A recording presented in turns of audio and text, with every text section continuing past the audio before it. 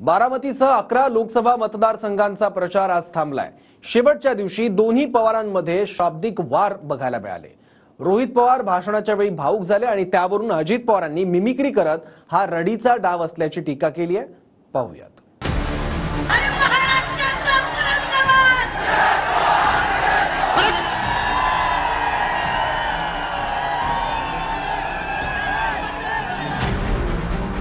प्रचाराच्या शेवटच्या टप्प्यात बारामतीत दोन्ही पवारांमध्ये वाकयुद्ध रंगलंय।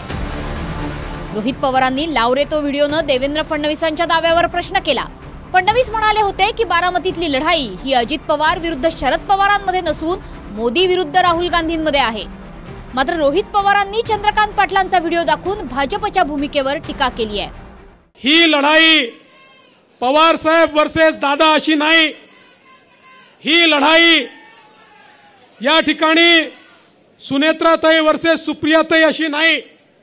या निवडणुकीने पवार साहेब सुप्रियाताई हे नेते बनणार नाहीत की मग या निवडणुकीने अजित दादा उपमुख्यमंत्र्याचे काही केंद्रामध्ये जाणार नाहीत। या निवडणुकीमध्ये केवळ एवढंच पाहायचं आहे, बारामतीचा खासदार हा मोदीजींच्या बाजूने उभा राहतो की राहुल गांधींच्या बाजूने उभा राहतो। चला मग भाजपचे नेते साहेबांबद्दल काय बोलले ते जरा व्हिडिओच्या माध्यमातून लाव रे तो व्हिडिओ।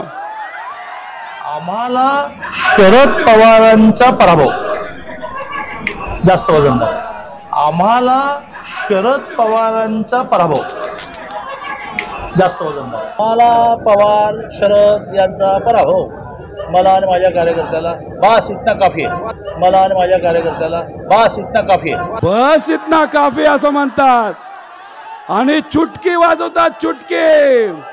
त्यामुळे भाजपचं मेन टार्गेट या महाराष्ट्रामध्ये या लोकसभा मतदारसंघामध्ये कोण आहे?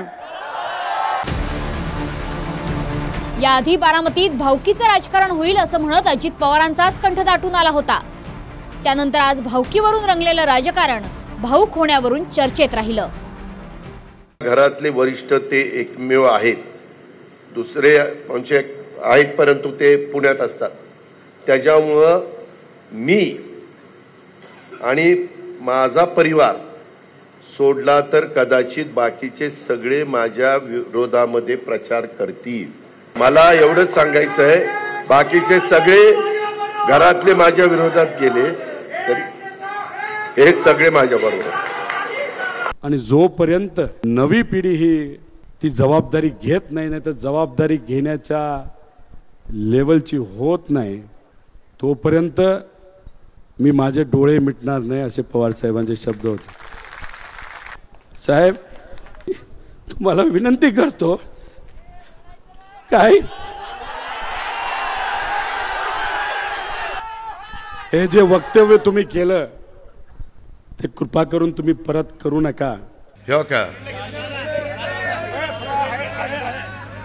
हे आमच्या एका पट्ट्यांनी डोळ्यातनं पाणी काढून दाखवलं, मग मी पण दाखवतो, हे मला मतदान करा।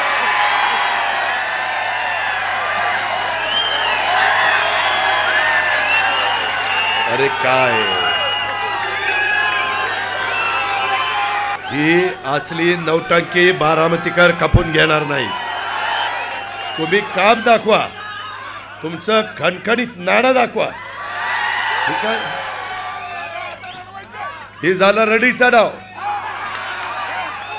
हे असलं नाही चालत। मला काही लोकांनी सांगितलं पलीकडनं पैसे वाटायला सुरुवात झाली मताला। काही लोकांना 3,500 रुपये एका मताला, 4,500 रुपये, 5,500 रुपये, म्हणजे हा आकडा काही लोकांनी मला सांगितलं 200 कोटीच्या पुढे चाललंय। किती? अहो तुम्ही 200 कोटी वाटा, 2,000 वाटा, नाही तर जे मोदी साहेबांनी 70,000 कोटी सांगितले ते तुम्ही वाटा, पण आमच्या स्वाभिमानी जनतेला तुम्हाला विकत घेता येणार नाही। काही तर एवढं पहिल्या टर्मलाच वटवट वटवट वटवट करायला लागले की काय त्याला अर्थच नाही। काहींनी माझ्यावर आज आरोप केला की म्हणे ह्यांच्याकडे 70,000 कोटी रुपये। अरे ये दाखवून तरी 35,000 कोटी तू घेऊन जा, 35,000 तरी मला बरं असं कर, 69,000 कोटी तू घेऊन जा, 1,000 कोटी मला राहू दे. कधी माझ्या निवडणुकीत कधी माझी भावंड फिरली नाही राव. आता गर्रा गर्रा गर्रा फिरायला लागली, पायाला भिंगरी बांधल्यासारखं. अरे तुमचा भाऊ होता तेव्हा तुम्हाला फिरावंसं नाही रे वाटलं. हे नुसतं आउटघाटकेच आहे. ते कसं पावसाळ्यामध्ये छत्र्या उगवतात ना, तसल्या छत्र्या उगवल्यात.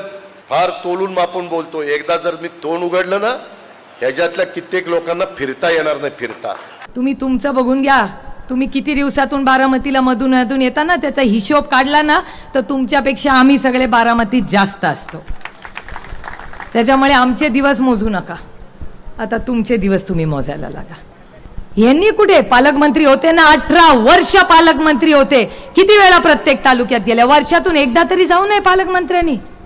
जर कोण भावनिक होतील, कोण आणखीन काही सांगतील, कोण म्हणतील आमची आता ही शेवटचीच निवडणूक आहे, अमकच आहे तमकच आहे. आता खरीच शेवटची कधी होणार आहे मला माहिती नाही, परंतु सतत असंच सांगितलं जातं. ते तुम्ही भावनिक होऊ नका, ही माझी खूप कळकळीची विनंती आहे. की समोरचे येतील, भावुक होतील, म्हणतील त्यांचं शेवटचं इलेक्शन आहे आणि रडतील. मला त्यांना सांगायचं आहे, हे शेवटचं का पहिलं का शेवटचं का तिसरं का चौथं, हा निर्णय तुमचा नसेल, तो माझ्या पांडुरंगाचा असेल. राष्ट्रवादीतली फूट ही राजकीय वारशाच्या वादामुळे झाली. या मोदींच्या विधानावरही शरद पवारांनंतर रोहित पवारांनी टीका केली आहे. जहां तक शरदराव का मामला है, ये पॉलिटिकल प्रॉब्लम ही नहीं है जी. वो कितना ही इसको पॉलिटिकल प्रॉब्लम बनाए, महाराष्ट्र की जनता के गले कैसे उतरेगा. ये प्योरली उनका फैमिली प्रॉब्लम है जी. घर का झगड़ा है कि विरासत काम करने वाले भतीजे को गए कि विरासत बेटी है तो बेटी को दे. झगड़ा उसका है जी. तो सिंपैथी के बजाय नफरत का वातावरण है कि भाई इस उम्र में परिवार को संभाल नहीं सकते हैं, वो महाराष्ट्र को क्या संभालेंगे.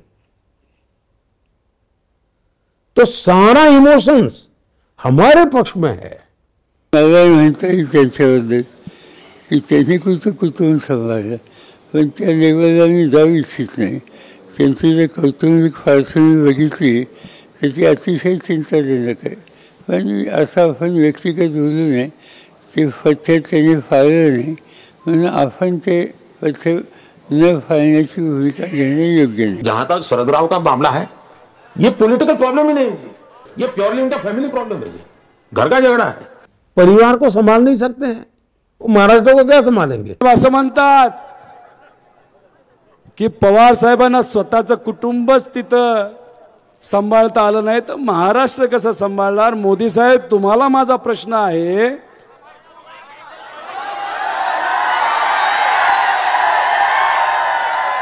बस इतना ही काफी है. तुम्हाला माहिती काय परिस्थिती आहे. Bureau report, TV9 Marathi.